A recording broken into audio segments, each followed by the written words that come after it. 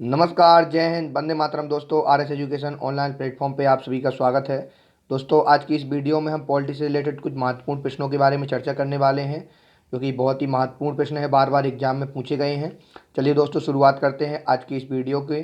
देखते हैं आज के भारतीय संविधान से रिलेटेड जो महत्वपूर्ण क्वेश्चन है उनको हम देख लेते हैं। देखते हैं आज के हमारा पहला प्रश्न। हमारा पहला प्रश्न दिया हुआ है, भारत के नियंत्रक एवं महालेखा परीक्षक द्वारा प्रस्तुत प्रतिवेदन के आधार पर कौन समिति कार्य करती है? ऑप्शन ए प्राक्कलन समिति, ऑप्शन बी लोक लेवा समिति, ऑप्शन सी विशेषाधिकार समिति या ऑप्शन डी दिया हुआ है इनमें से कोई नहीं। तो दोस्तों, इसका जो राइट आंसर है वो है लोक लेखा समिति। जो ऑप्शन जो बी है वो बिल्कुल राइट आंसर है। तो भारत के नियंत्रक एवं महालेखा परीक्षक द्वारा जो समिति है जिस आधार पर ये कार्य करती है वो है लोक लेखा समिति। तो ऑप्शन जो बी है वो बिल्कुल राइट आंसर है। यदि बात करें लोक लेखा समिति की, तो लोक लेखा समिति में कुल कितने सदस्य होते हैं? तो लोक लेखा समिति में कुल सदस्यों की संख्या है वो 22 सदस्य होते हैं, जिसमें से 15 लोकसभा के सदस्य होते हैं एवं राज्यसभा के सदस्य 7 होते हैं। कितने लोकसभा सदस्य होते हैं? तो 15 जो सदस्य होते हैं वो लोकसभा के होते हैं एवं जो 7 सदस्य होते हैं वो राज्यसभा के सदस्य होते हैं। तो इस प्रकार से टोटल जो सदस्यों की संख्या होती है वो कितनी होती है? वो होते हैं 22 कुल सदस्य होते हैं। दोस्तों, यदि बात करें इसके अध्यक्ष की नियुक्ति, तो इसके अध्यक्ष की जो नियुक्ति है वो लोकसभा के अध्यक्ष द्वारा ही की जाती है। तो इसका जो राइट आंसर है वो है ऑप्शन बी। देख लेते हैं हमारा अगला प्रश्न क्या कहता है। लोकसभा अध्यक्ष किस समिति का पदेन अध्यक्ष होता है? तो ऑप्शन ए दिया हुआ है नियम समिति, ऑप्शन बी विशेषाधिकार समिति, ऑप्शन सी दिया हुआ है प्राक्कलन समिति या ऑप्शन डी लोक लेखा समिति। दोस्तों, इसका जो राइट आंसर है वो है ऑप्शन ए। लोकसभा का जो अध्यक्ष होता है वो किस समिति का पदेन अध्यक्ष होता है? तो वो होता है नियम समिति का। तो जो ऑप्शन जो ए है वो बिल्कुल राइट आंसर है। तो ऑप्शन ए बिल्कुल राइट आंसर है। दोस्तों, यदि बात करें नियम समिति की, तो लोकसभा की नियम समिति में लोकसभा अध्यक्ष सहित 15 सदस्य होते हैं। कितने सदस्य होते हैं दोस्तों? तो लोकसभा की जो नियम समिति है इसमें लोकसभा अध्यक्ष सहित 15 सदस्य होते हैं, जबकि राज्यसभा की नियम समिति में सभापति उपसभापति सहित 16 सदस्य होते हैं। लोकसभा अध्यक्ष एवं राज्यसभा के सभापति अपने अपने सदन की समितियों के पदेन अध्यक्ष होते हैं। तो इसका जो राइट आंसर है वो है ऑप्शन ए। देखते हैं हमारा अगला प्रश्न। संविधान का संरक्षक कौन है? तो ऑप्शन ए भारत का राष्ट्रपति, ऑप्शन बी भारत का सर्वोच्च न्यायालय, ऑप्शन सी भारत का महाधिवक्ता, ऑप्शन डी इनमें से कोई नहीं। दोस्तों, संविधान का जो संरक्षक होता है वो भारत का सर्वोच्च न्यायालय होता है। तो जो ऑप्शन जो बी है वो बिल्कुल राइट आंसर है। भारत का जो सर्वोच्च न्यायालय है वो संविधान का संरक्षक होता है। यदि बात करें हम सर्वोच्च न्यायालय के बारे में, तो संविधान के भाग 5 में इसका उल्लेख दिया गया है। तो संविधान के भाग में 5 में, संविधान के जो भाग 5 है उसमें सर्वोच्च न्यायालय के बारे में बताया गया है। और यदि इससे रिलेटेड अनुच्छेद की बात करें, तो भारतीय संविधान के अनुच्छेद 124 से लेकर 147 में संविधान के जो भारत का जो सर्वोच्च न्यायालय है उससे संबंधित प्रावधानों को बताया गया है। यदि दोस्तों बात करें अनुच्छेद 124 में सर्वोच्च न्यायालय की स्थापना का एवं गठन का प्रावधान किया गया है। इससे रिलेटेड जो और भी महत्वपूर्ण अनुच्छेद है उनके बारे में भी हम थोड़ा यहाँ देख लेते हैं। एक आता है अनुच्छेद 129। तो अनुच्छेद 129 में क्या कहा गया है दोस्तों? तो जो सुप्रीम कोर्ट को अभिलेख न्यायालय घोषित किया गया है वो अनुच्छेद 129 में कहा गया है। यदि बात करें हम अनुच्छेद 137 की, तो अनुच्छेद 137 में क्या कहा गया है? तो अनुच्छेद 137 कहता है कि सुप्रीम कोर्ट अपने निर्णयों पर पुनर्विचार करने की शक्ति का उल्लेख जो है, जो सुप्रीम कोर्ट की अपने निर्णयों पर पुनर्विचार की शक्ति का उल्लेख है वो अनुच्छेद 137 में आता है। यदि बात करें अनुच्छेद 143 की, तो अनुच्छेद 143 में राष्ट्रपति की उच्चतम न्यायालय से परामर्श की शक्ति का वर्णन किया गया है। देख लेते हैं हमारा नेक्स्ट प्रश्न। उच्चतम न्यायालय के न्यायाधीशों की संख्या में वृद्धि करने का अधिकार किसे है? तो ऑप्शन ए प्रधानमंत्री, ऑप्शन बी राष्ट्रपति, ऑप्शन सी संसद या ऑप्शन डी दिया हुआ है उपराष्ट्रपति। तो दोस्तों, सुप्रीम कोर्ट के जो न्यायाधीशों की संख्या में वृद्धि करने का अधिकार किसके पास है? तो इसका जो राइट आंसर है वो संसद। ये संसद के पास ये अधिकार प्राप्त है कि वह उच्चतम न्यायालय के न्यायाधीशों की संख्या में वृद्धि कर सकती है। उनके वेतनों का निर्धारण करना या उनकी संख्या में वृद्धि करना या उनके जो उच्चतम न्यायालय का जो अधिकार जो क्षेत्र है उसको बढ़ाना या बदलना, ये सभी संसद के अंतर्गत आते हैं, ये संसद के अधिकार में है। तो इसका जो राइट आंसर है वो है ऑप्शन सी। दोस्तों, यदि बात करें हम सर्वोच्च न्यायालय द्वारा कितने प्रकार की रिट जारी की जाती हैं, दोस्तों मूल अधिकार के उल्लंघन में सुप्रीम कोर्ट द्वारा कितनी रिटें जारी की जाती हैं? तो सुप्रीम कोर्ट द्वारा 5 प्रकार की रिट जारी की जाती हैं।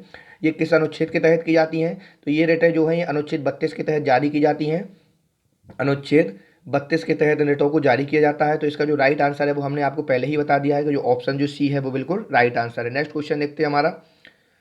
राज्य के नीति निर्देशक तत्वों का उल्लेख संविधान के किस अनुच्छेद में दिया गया है? तो ऑप्शन ए अनुच्छेद 34 से 48, अनुच्छेद 12 से 35, ऑप्शन सी अनुच्छेद 36 से 51 या ऑप्शन डी दिया हुआ है इनमें से कोई नहीं। तो दोस्तों राज्य के नीति निर्देशक जो सिद्धांत हैं इनका उल्लेख किस अनुच्छेद में किया गया है, तो उसको ऑप्शन जो सी है वो बिल्कुल राइट आंसर है, अनुच्छेद 36 से 51, जिसमें राज्य के नीति निर्देशक तत्वों का उल्लेख किया गया है। यदि बात करें राज्य के नीति निर्देशक सिद्धांतों की, तो राज्य के नीति निर्देशक सिद्धांत कहाँ से लिए गए हैं, तो यह आयरलैंड के संविधान से लिए गए हैं। नेक्स्ट क्वेश्चन देखते हैं हमारा,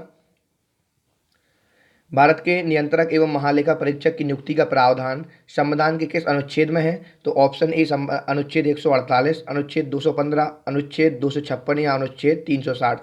तो दोस्तों भारत के नियंत्रक एवं महालेखा परीक्षक, जिसे हम शॉर्ट में क्या बोलते हैं, शॉर्ट में हम इसको कैग भी बोलते हैं, तो कैग का जो नियुक्ति का प्रावधान है वो अनुच्छेद 148 में किया गया है। तो ऑप्शन जो ए है वो बिल्कुल राइट आंसर है। कैग जो होता है दोस्तों, कैग जो लोक लेखा समिति होती है उसका एक मार्गदर्शक भी इसे कहा जाता है। इसकी बात करें इसके कार्यकाल की, तो कैग का जो कार्यकाल होता है वो 6 वर्ष होता है। दोस्तों कैग से रिलेटेड जितने भी महत्वपूर्ण अनुच्छेद हैं हम उनको देख लेते हैं जो बार बार एग्जाम में पूछे जाते हैं। तो एक आता है अनुच्छेद 149। तो अनुच्छेद 149 में कैग के कार्य एवं शक्तियों का वर्णन किया गया है। इसके बाद अनुच्छेद 150 जो कि कैग से रिलेटेड है। तो अनुच्छेद जो 150 है, अनुच्छेद 150 में क्या कहा गया है, संघ एवं राज्यों की जो लोक लेखा जो प्रारूप होते हैं, ये लेखा प्रारूपों के संबंधित जो राष्ट्रपति को सलाह देना, तो ये भी कैग के ही अंतर्गत आता है। इसके बाद एक होता है अनुच्छेद 151।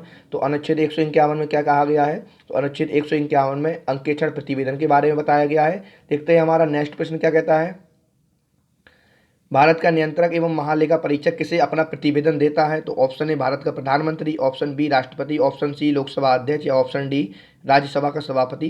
तो दोस्तों भारत का नियंत्रक एवं जो महालेखा परीक्षक है ये अपना प्रतिवेदन राष्ट्रपति को देता है। तो जो ऑप्शन जो बी है वो बिल्कुल राइट आंसर है। बात करते हैं हम अगले प्रश्न की, भारत में नई संसदीय समिति प्रणाली की शुरुआत कब हुई, तो option A 1994, option B 1991, option C 1995 या ऑप्शन डी 1999। दोस्तों नई संसदीय जो प्रणाली की शुरुआत है भारत में, नई संसदीय समिति प्रणाली की शुरुआत भारत में 1991 से की गई। तो जो ऑप्शन जो बी है वो बिल्कुल राइट आंसर है। यदि बात करें हम संसदीय समिति की, तो संसदीय जो शासन व्यवस्था है ये कहाँ से लिया गया है, तो संसदीय शासन व्यवस्था ब्रिटेन के संविधान से लिया जाता है। तो ब्रिटेन के संविधान से लिया गया है भारतीय संविधान में। यदि बात करें तो ब्रिटेन को संसदीय शासन प्रणाली का जनक माना जाता है। तो इसका जो राइट आंसर है वो है ऑप्शन बी। नेक्स्ट क्वेश्चन देखते हैं हमारा, संविधान के किस अनुच्छेद में धन विधेयक की परिभाषा दी गई है, ऑप्शन ए अनुच्छेद 44, ऑप्शन बी अनुच्छेद 52, ऑप्शन सी अनुच्छेद 110, ऑप्शन डी अनुच्छेद 108। तो दोस्तों संविधान के जो अनुच्छेद 110 है इसमें धन विधेयक के बारे में चर्चा की गई है। तो जो ऑप्शन जो सी है वो इसके क्वेश्चन का बिल्कुल राइट आंसर है। यदि बात करें धन विधेयक की, तो दोस्तों सबसे पहले ये लोकसभा में पेश किया जाता है। जब लोकसभा से ये पारित हो जाता है इसके बाद इसे राज्यसभा में भेजा जाता है, जहाँ पे राज्यसभा को 14 दिन के अंदर इसका जवाब देना होता है। जब वहाँ से लोकसभा एवं राज्यसभा दोनों से जब पारित हो जाता है तब कोई विधेयक धन विधेयक बनाया जाता है। तो इसका जो राइट आंसर है वो है ऑप्शन सी। नेक्स्ट क्वेश्चन देख लेते हैं हमारा, राज्य का उच्चतम विधि अधिकारी कौन होता है, तो option A attorney general, option B solicitor general, option C advocate general, option D इनमें से कोई नहीं। तो दोस्तों राज्य का जो उच्चतम विधि अधिकारी होता है वो एडवोकेट जनरल होते हैं, या इसको हम राज्य का महाधिवक्ता भी बोलते हैं। यदि इससे रिलेटेड अनुच्छेद की बात करें तो अनुच्छेद 165 में राज्य का महाधिवक्ता या एडवोकेट जो जनरल है उसके बारे में बताया गया है। कौन सा अनुच्छेद है, अनुच्छेद 165। दोस्तों जो राज्य का जो महाधिवक्ता होता है वो राज्यपाल के प्रसाद पर्यंत कार्य करता है। तो ऑप्शन जो सी है वो बिल्कुल राइट आंसर है। दोस्तों आपको वीडियो कैसी लगी आप कमेंट बॉक्स में कमेंट करके जरूर बताएं। यदि आप UP triple S C PET या किसी बंडी एग्जाम की तैयारी कर रहे हैं तो आप हमारी चैनल से जुड़े रहिए, यहाँ आपको निःशुल्क कंटेंट प्रदान किया जाएगा। दोस्तों यदि आपने हमारी चैनल को अभी तक लाइक शेयर एंड सब्सक्राइब नहीं किया है तो हमारी चैनल को सब्सक्राइब करना बिल्कुल भी ना भूलें, बेल आइकन का बटन दबा लें ताकि कोई भी नई वीडियो अपलोड होने पर आपके पास नोटिफिकेशन आ जाए। चलिए दोस्तों देखते हैं हमारा अगला प्रश्न, भारत के राष्ट्रपति एवं उपराष्ट्रपति निर्वाचन संबंधित विवाद मामलों को कहाँ पेश किया जाता है, ऑप्शन ए संसद, option B Lok Sabha, option C Bharat का मुख्य निर्वाचन आयुक्त या ऑप्शन डी भारत का उच्चतम न्यायालय। दोस्तों इसका जो राइट आंसर है वो है ऑप्शन डी भारत का उच्चतम न्यायालय। तो भारत के राष्ट्रपति एवं उपराष्ट्रपति के निर्वाचन संबंधित जो मामले हैं वो भारत के सुप्रीम कोर्ट में पेश किए जाते हैं। तो ऑप्शन जो डी है वो बिल्कुल राइट आंसर है, भारत का उच्चतम न्यायालय। दोस्तों यदि बात करें इसके बारे में कुछ अधिकतर एक्स्ट्रा जाने तो जो राष्ट्रपति एवं उपराष्ट्रपति निर्वाचन संबंधित जो मामला है वो अनुच्छेद 71 के अनुसार, भारतीय संविधान के अनुच्छेद 71 के अनुसार राष्ट्रपति एवं उपराष्ट्रपति जो चुनाव का निपटारा है वो भारत का उच्चतम न्यायालय है। किस अनुच्छेद में कहा गया है, तो इसका जो राइट आंसर है वो है अनुच्छेद 71। नेक्स्ट क्वेश्चन देखते हैं हमारा, भारत की संघीय व्यवस्थापिका को किस नाम से जाना जाता है? Option A Lok Sabha, option B Rajya Sabha, option C संसद या ऑप्शन डी इनमें से कोई नहीं। तो भारत की जो संघीय व्यवस्थापिका है इसको संसद के नाम से जाना जाता है। तो जो ऑप्शन जो सी है वो बिल्कुल राइट आंसर है। यदि बात करें हम दोस्तों संसद की, तो जो भारतीय संसद है इसके जो संविधान के किस अनुच्छेद में इसका वर्णन किया गया है? तो संसद का गठन का प्रावधान अनुच्छेद 79 में किया गया है। यदि बात करें अनुच्छेद 80 की, तो अनुच्छेद 80 में क्या कहा गया है? तो राज्यसभा से संबंधित जो गठन का प्रावधान है वो अनुच्छेद 80 में किया गया है, एवं जो लोकसभा से संबंधित जो गठन का प्रावधान है वो अनुच्छेद 81 में किया गया है। नेक्स्ट क्वेश्चन देखते हैं हमारा, पंचवर्षीय योजना को अंतिम अनुमोदन कौन देता है? ऑप्शन ए योजना मंत्रालय, ऑप्शन बी योजना आयोग या ऑप्शन सी राष्ट्रीय विकास परिषद। तो ऑप्शन डी दिया हुआ है इनमें से कोई नहीं। दोस्तों इसका जो राइट आंसर है, पंचवर्षीय योजनाओं का अंतिम अनुमोदन राष्ट्रीय विकास परिषद द्वारा किया जाता है। तो जो ऑप्शन जो सी है वो इस क्वेश्चन का बिल्कुल राइट आंसर है। यदि बात करें राष्ट्रीय विकास परिषद की, तो 6 अगस्त 1952 को इसकी स्थापना की जाती है। 6 अगस्त 1952 को राष्ट्रीय विकास परिषद की स्थापना की गई थी। यदि दोस्तों इस क्वेश्चन में पूछा गया है पंचवर्षीय योजनाओं के बारे में, तो पंचवर्षीय योजना कहाँ से ली गई है? तो पंचवर्षीय योजनाओं को जो प्रावधान है वो सोवियत संघ के जो संविधान से लिया गया है। कहाँ से लिया गया है? तो सोवियत संघ के संविधान से लिया गया है। तो ऑप्शन जो इसका जो सी है वो बिल्कुल राइट आंसर है, ऑप्शन सी राष्ट्रीय विकास परिषद। अभी मैंने आपको बताया कि पंचवर्षीय योजना कहाँ से ली गई है, तो पंचवर्षीय योजनाओं का जो प्रावधान है भारतीय संविधान में वो सोवियत संघ के संविधान से लिया गया है। तो दोस्तों इसका जो राइट आंसर है वो है ऑप्शन सी। दोस्तों आप लोग कमेंट बॉक्स में कमेंट करके बताएं कि प्रथम पंचवर्षीय योजना किस मॉडल पर आधारित थी।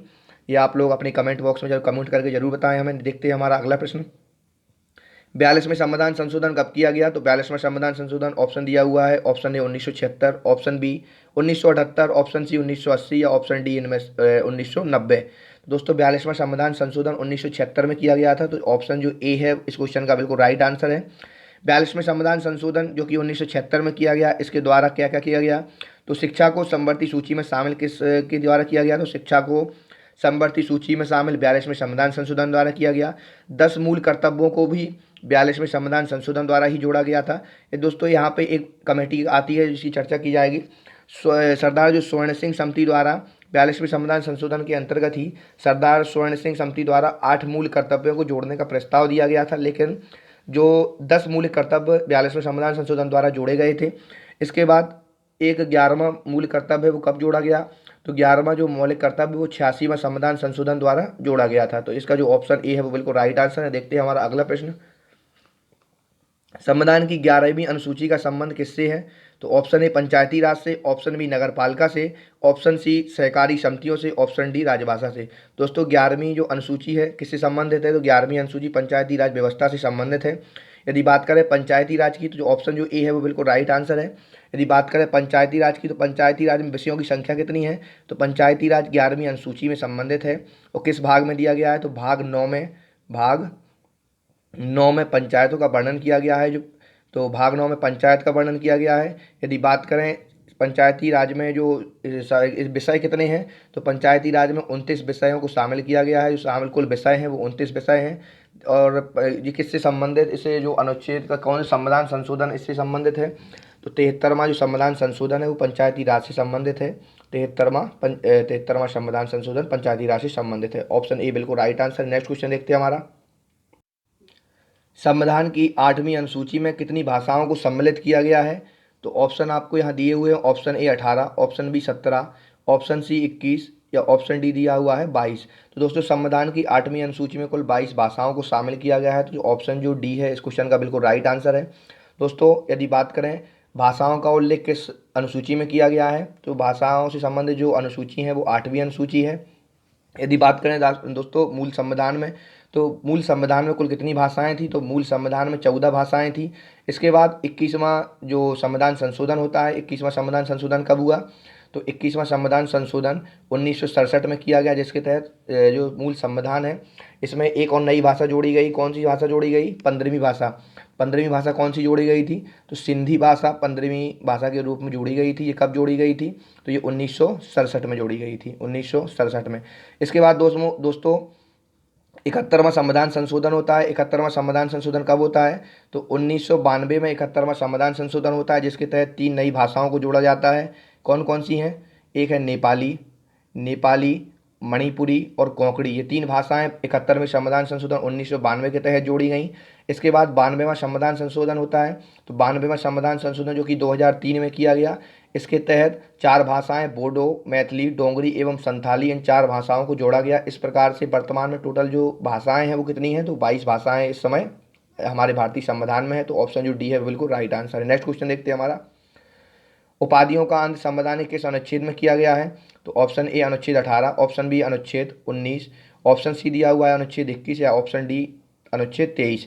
दोस्तों उपाधियों का अंत संविधान के भाग 18 में दिया गया है, तो भाग नहीं बोलना है यहाँ पे, अनुच्छेद का दिया गया है। तो उपाधियों का अंत संविधान के किस अनुच्छेद में दिया गया है, तो ये अनुच्छेद 18 में उपाधियों का अंत दिया गया है, अनुच्छेद 18 में। तो जो ऑप्शन जो ए है वो बिल्कुल राइट आंसर है।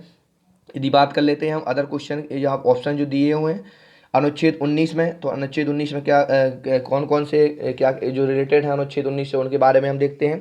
तो अनुच्छेद 19 में क्या कहा गया है, तो वाक एवं अभिव्यक्ति की स्वतंत्रता जो है अनुच्छेद 19 में दी गई है, 19 में दी गई है। तो ये बार बार एग्जाम में पूछा भी गया है अनुच्छेद 19।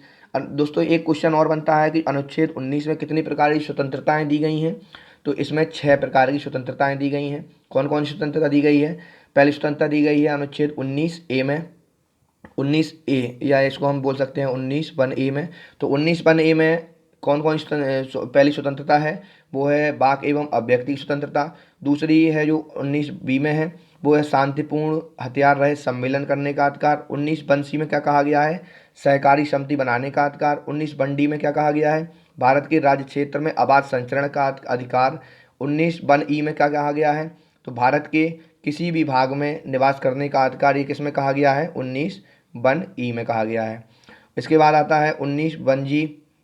तो 19(1)G में क्या कहा गया है, कोई भी वृत्ति आजीविका या व्यापार करने का अधिकार, ये 19(1)G में कहा गया है। तो दोस्तों इस प्रकार से भाग जो अनुच्छेद 19 है उसमें 6 प्रकार की स्वतंत्रताएं भारतीयों को दी गई हैं। नेक्स्ट क्वेश्चन देखते हैं हमारा, बंधुआ मजदूर अधिनियम कब लाया गया था, तो ऑप्शन दिया हुआ है, option A 1976, option B 1978, option C 1988 या ऑप्शन डी 1990। तो दोस्तों बंधुआ जो मजदूर अधिनियम है ये 1976 में लाया गया था। तो जो ऑप्शन जो ए है वो बिल्कुल राइट आंसर है। बात करते हैं हम अगले प्रश्न की, भारतीय संविधान में राज्य के नीति निर्देशक तत्व किस देश के संविधान से लिए गए हैं, तो option A France, option B Ireland, option C Australia या ऑप्शन डी इंग्लैंड।